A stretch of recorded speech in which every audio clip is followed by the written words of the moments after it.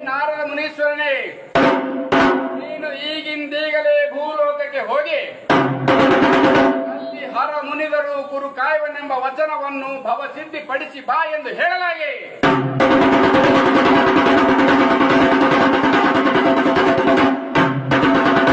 ಹಾಗೆಯೇ ಆಗಲಿ ತಾಯಿ ಎಂದು ಪಾರ್ವತಿ ಪರಮೇಶ್ವರರಿಗೂ ನಮಸ್ಕರಿಸಿ ಅಲ್ಲಿಂದ ಭೂಲೋಕಕ್ಕೆ ವಾಯು ಮಾರ್ಗದಲ್ಲಿ ಬಂದರು.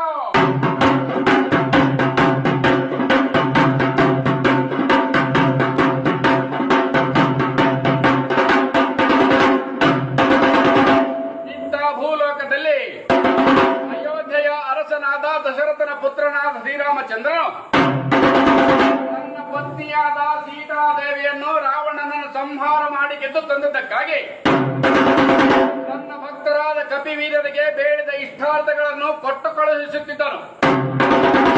ಆಂಜನೇಯ ಕುಮಾರನು ಶ್ರೀರಾಮಚಂದ್ರನ ಪರಮ ಭಕ್ತರಾದುದರಿಂದ ನಾನು ಏನಾದರೊಂದು ಇಷ್ಟಾರ್ಥವನ್ನು ಪಡೆದುಕೊಂಡು ಬರಬೇಕೆಂದು ವಾಯು ಮಾರ್ಗದಲ್ಲಿ ಹೊರಟರು.